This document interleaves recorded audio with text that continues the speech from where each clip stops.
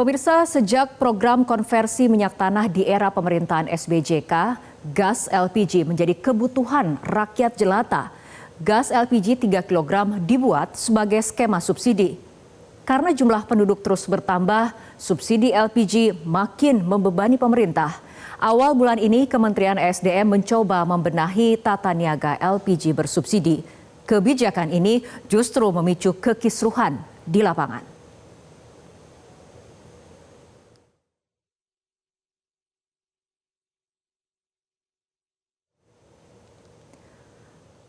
Top Report melakukan jejak pendapat sederhana melalui media sosial dengan pertanyaan apakah Anda lebih setuju harga LPG 3 kg tidak naik namun hanya dijual agen resmi atau harga LPG 3 kg dinaikkan namun dijual bebas pengecer.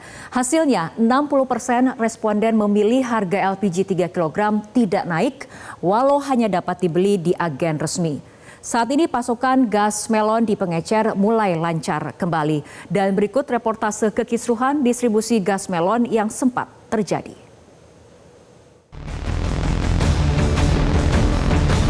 Itu kenapa ditutup?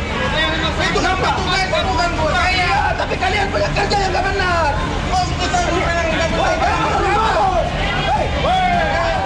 Kalau memang ada yang nakal, bukan rakyat untuk dikorbankan.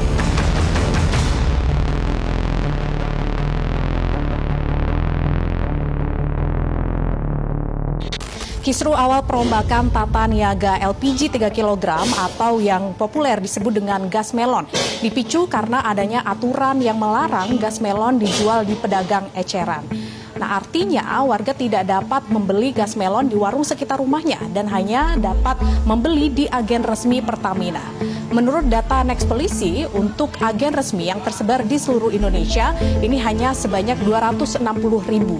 Sedangkan untuk pedagang eceran yang tersebar di Indonesia ini ada sebanyak 3,9 juta. Nah, bayangkan pemirsa, apabila sistem pengiriman dan juga kapasitas penyimpanan yang tergagap-gagap karena perubahan ini, maka warga yang mengantri gas melon hanya mendapatkan tabung gas kosong seperti ini. Bukan masalah antri gasnya. Anak kami lapar, butuh makan, butuh kehidupan, Pak. Oke, Bapak ya. Logika berjalan dong, Pak. Ya, akal sehat kami berjalan, Pak. Sudah tidak kenal kau pejabat. Seperti inilah jeritan hati rakyat yang menjadi korban regulasi tak tepat. Kekesalan Effendi mewakili kekesalan warga akibat gas melon yang sempat langka. Belakangan, Menteri Bahlil mengaku salah.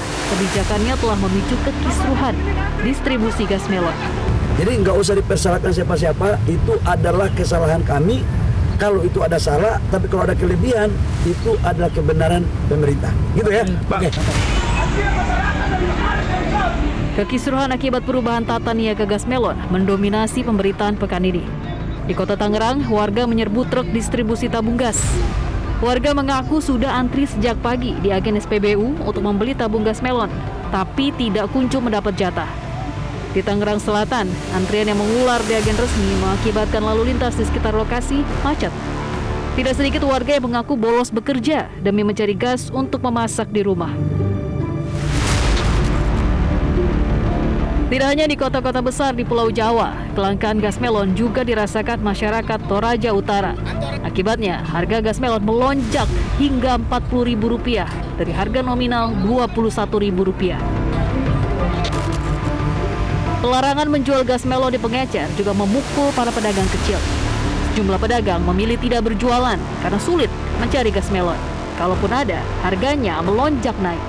Nah, susah, kadang-kadang kita pikir dulu nih mau belanja, dapat gas agak gitu. Jadi kita cari dulu gas dulu. Kalau udah dapat gas baru kita belanja buat ini bahan-bahan ini gorengan. Biasa beli tabung gas di mana, Bang? Yang keliling, nyari-nyari. Kadang-kadang di warung ada yang kita 1, bisa 2, kita bayarnya itu.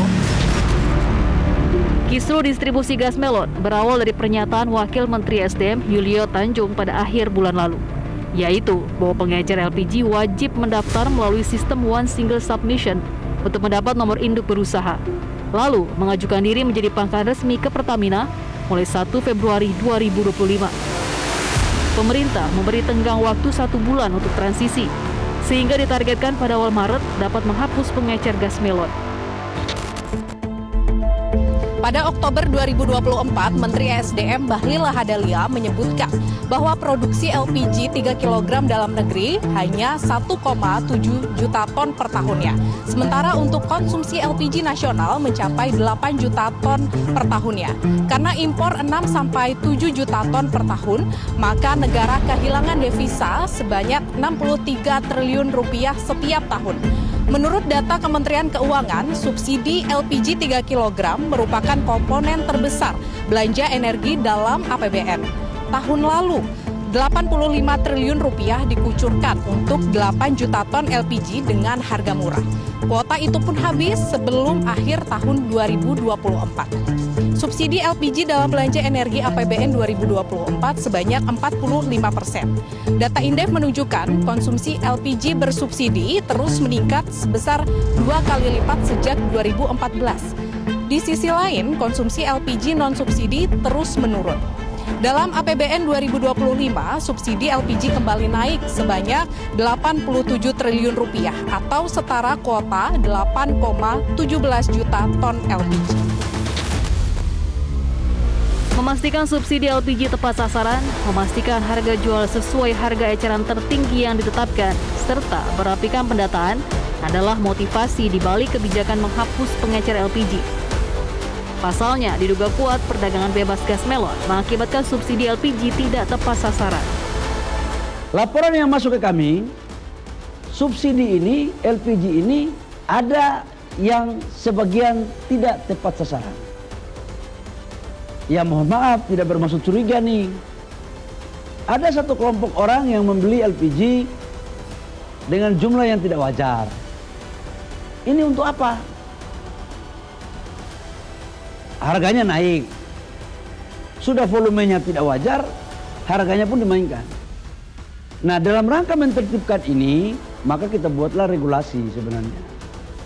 Bahwa beli di pangkalan, karena harga sampai di pangkalan itu pemerintah bisa kontrol.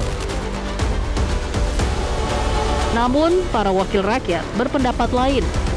Gerah melihat nestapa konstituennya, anggota Komisi 12 mencecar Menteri Bahlil saat rapat kerja. Apalagi beredar narasi mengganti gas melon dengan gas pink non-subsidi. Sekarang ini hilangkan dulu Pak Menteri, karena ini gaduh. Sekarang di bawah gaduh. Jadi pengecer dibiarkan dulu untuk memberikan suplai kepada masyarakat saat ini, karena situasinya sedang rawan di masyarakat. Terutama beredarnya melon 3 kilo pink, yang warna pink ini. Jadi ini pink perang sama kuning nih. Nah ini ya kan, nah, ini pink perang sama kuning. Nah jangan sampai kalah kuning.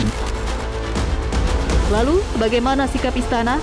Kepada wartawan, Mensesnek sempat menyatakan penghapusan pengecer LPG bukan untuk menyulitkan rakyat. LPG 3 kg ini kan adalah ada subsidi di situ dari pemerintah, sehingga kita berharap yang namanya subsidi ya kita pengennya diterima oleh yang berhak, kan kira-kira kan begitu. Jadi bukan untuk mempersulit, tidak, tapi kita cuma mau merapikan semuanya supaya subsidi itu jauh lebih tepat sasaran. Namun, penerapan kebijakan ternyata menimbulkan kekisruhan di lapangan. Presiden pun mengambil langkah cepat untuk meredam kegaduhan. Setelah dicek, itu ada kebijakan dari internal Kementerian SDM itu untuk mengaktif supaya menertibkan pengecer-pengecer yang harganya tidak seragam dan cenderung mahal di masyarakat. Nah, kemudian ternyata dalam waktu yang bersamaan penertiban itu menimbulkan dampak yang seperti kita tahu, sehingga akhirnya dari hasil komunikasi semalam dan dievaluasi tadi pagi, Presiden kemudian meminta supaya secara parsial dilakukan administrasi penertibannya, tetapi pengecer-pengecer bisa sambil berjualan dulu supaya rakyat tetap bisa membeli LPG-nya. Demikian. Belum jelas apakah penghapusan pengecer LPG dibatalkan atau hanya ditunda. Upaya membenahi penyaluran subsidi LPG sebenarnya telah berlangsung sejak 2023 dengan mewajibkan pengguna gas melon mendaftar ke sub penyalur atau pangkalan resmi. Namun faktanya, hingga lewat batas waktu 1 Januari 2024, gas melon masih dijual bebas. Kisruh persoalan tata niaga gas melon menjadi catatan tersendiri pada momen 100 hari pemerintahan Prabowo Gibran. Dalam persoalan kisruh tata niaga gas melon, Presiden Prabowo Subianto kembali tampil sebagai sosok pembela rakyat. Presiden kembali memerintahkan agar para pengecer dapat menjual gas melon tersebut. Apakah blunder ini sekadar miskomunikasi atau rendahnya kompetensi? Upaya memastikan subsidi tepat sasaran tentu baik, namun jangan sampai pelaksanaannya menyusahkan publik. Jelajahi cara baru mendapatkan informasi. Download Metro TV Extend sekarang.